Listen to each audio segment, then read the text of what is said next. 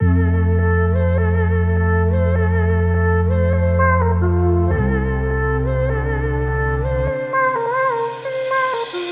Civic has always had a bit of an edge to it. It's always been that guy with the ponytail, the guy who listens to Tom Waits in the gym, Finland at the Eurovision.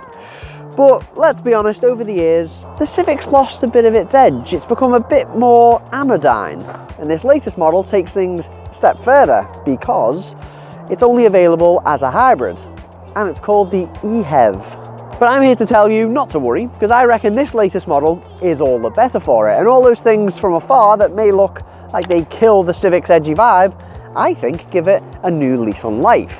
And before we jump in, I just want to take a second to talk about its design. Now, it looks very similar to the previous gen Civic, but this one, which is, believe it or not, the 11th generation Civic, does look a bit more tame, and some of those more angular design cues have been softened a little, almost like a plaster has gone over the outside of it and neatened out all those sticky out bits, especially at the back. So let's jump in, see what it's all about. Apologies for how dirty it is, by the way.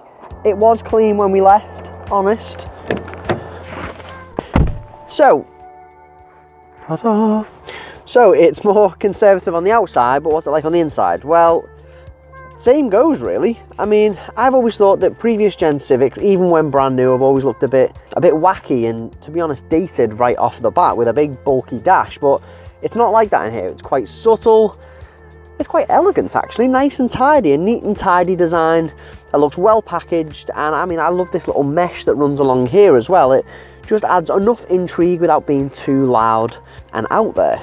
I love the physical climate control toggles you get here as well. They've got a nice little dampening to them and a nice little click as well. Very Audi, very Mercedes. Another thing that's very German is the digital instrument cluster behind the steering wheel. Now, it's not that customizable in the Civic, and you know, the graphics could be crisper, but you know, it's still a really welcome addition, but that is only available on the flagship trim, the advanced trim that we've got. The touchscreen you get here is pretty good as well. You know, it's relatively easy to operate, pretty responsive. I like the little lip you get here as well, so you can balance your hand, you know, when you're driving and you don't have to hover your finger. It's always nice to have a little shelf to rest your hand on. And yeah, it's a pretty good system. I mean, it's not the most feature-packed system, but let's be honest, we'll all probably just connect our phone via Android Auto or Apple CarPlay anyway and let our phone do the work. With that said, I've got an Android phone, and when connecting to Android Auto, you will need to use a wire in here. Apple CarPlay, on the other hand, is wireless. And that's just a bit of a bummer, because for me, it kills the whole autonomy of jumping in and your phone automatically connects and you've got your display on here.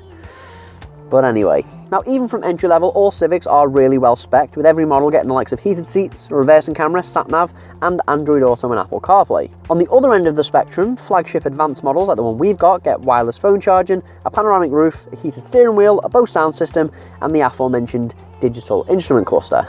And practicality all round in here is pretty good as well. I mean, okay, the door bins are a bit awkward to access and the glove box isn't very big, but you get loads of storage down here where the wireless phone charging pad is. You also get big cup holders for travel mugs and things like that, and you also get tons of underarm storage here, enough to fit a massive gin bottle.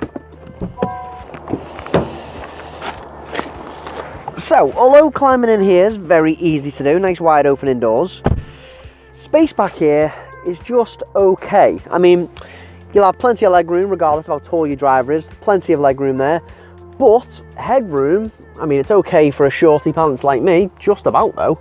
You know, anyone over 6 foot is going to struggle for headspace. It's quite intrusive at the side as well. I mean, you've got this section here that kind of just wants to ruin your hair.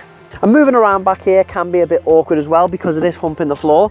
However, you should be able to fit 3 adults back here side by side because it is quite a wide car. There's a few other little niggles back here as well. Just like the front, the cup holders are quite hard to access. This armrest just feels a bit flimsy. The fact that it doesn't stop, it just hits the seats. The cup holders aren't very big here either. And the USB ports you get are Type A, not Type C, which is the new standard. There's Type A ports in the front as well, which I forgot to mention earlier. Now the Civic hovers somewhere between the Volkswagen Golf and the Skoda Octavia for overall boot size, with 410 litres with those seats in place and 1,220 litres when you fold them down. Now on paper, you know, it's a pretty good size, but there are a few little things that might spoil it for you. First of all, this boot lid is quite heavy, And you get quite a big load lip here, which can be a bit annoying when lifting heavy objects. Also, you do get sort of underfloor storage, but you know, not much space at all. You probably only just about fit some plasterer's overalls in there. That's a callback, see, it's all linked. But you know what, it is a very usable space, and it also comes with probably the most intuitive, coolest parcel shelf on the market, which you can just remove like that and put it anywhere. Put it in the front, put it in the back, stash it somewhere in the corner, use it as a table tennis net at home, or a girdle. Yeah, and putting that back in is very easy, look at that. Not even looking. So yeah, I mean, it is a good usable space. You do get a bit of a hump in the floor there when you fold the seats down, but Honda's put a little flap in place to smooth that out. It might sound like I'm rinsing the back seats as well, the back seat and the boot, but you know, it is generally practical. It's just not marvellously finessed, should we say. The driving aspect of the Civic, however, is marvellously finessed. Now, before I talk about the hybrid powertrains, I just want to say that although it may look sensible and a bit boring on paper, the weighty steering and excellent body control, even in icy conditions like this, make it excellent to drive. I mean, the driving position is spot on as well. You sit quite low down, it feels quite sporty. I mean, you know, let's not get carried away. I'm not saying it handles like a hot hatch, that's the Type R's job. But in terms of hybrid car expectations, the way this drives is night and day. You know, you can take it into some corners at speed and have a bit of fun. You would never guess if you were to jump in this blindfolded, which would be a very silly idea, but if you were to jump in this and not know it's a hybrid, you would never guess right off the bat, especially with the way it handles. Now, as I mentioned earlier, this Civic is only available as a hybrid. There's only one hybrid variant available, and it's a 2-litre petrol unit. Now, this functions slightly different to a regular hybrid. In a nutshell, basically, the engine doesn't power the wheels. It powers a little electric motor which powers something else that then powers the wheels. If I'm being totally honest, I've read a little synopsis on how this works and I still can't get my head around it. But Honda says the way it's set up is a more efficient way of driving, and it kind of makes the Civic at lower speeds act like a pseudo-electric car. So, I mean, you know, if you drive other hybrids, the second you put your foot on the accelerator and dial in any sort of power, bang, the engine groans into life and you've lost any of that EV goodness. But the Civic manages, I mean, right now I'm just cruising along in EV mode, it manages to hold on to EV mode, like when you're nipping back and forth to the shops, quite a bit actually, and I found myself driving predominantly in EV mode as opposed to petrol. Again, not 100% sure how it works, and you know, it isn't an EV, but yeah, whatever Honda have done here seems to, well, be more efficient. Of course, aside to its added efficiency, a great benefit of, you know, added EV driving is the instant torque you get, which obviously makes jumping out at junctions very good and genuinely enjoyable. It reminds me of the first time I drove a Nissan Leaf. You're just like, boom, torque on demand. You can dial in the regenerative braking in the Civic via these paddles behind the steering wheel as well, and I love it when manufacturers do this. It just makes life so much easier. Now, the regenerative braking does add charge back into the car's battery, which, you know, gives you extended time in EV mode. Now, Honda reckons on average you'll get around 57 miles per gallon in this Civic, and yeah, I'd say that's probably about right with a mix of motorway and, you know, urban driving. And because the hybrid mode is very intuitive, like I mentioned earlier, I don't think you'll have to try that hard to achieve the likes of 57 miles per gallon. And you won't have to fanny around with any of the driving modes either. There are 4 driving modes to choose from in here, but if I was you, I'd just leave it in normal mode and let the car do all the work. Oh, and heads up for company car drivers, if you go with the Civic EHEV, you'll be looking at a 27% BIK tax bracket for 2022 and 2023.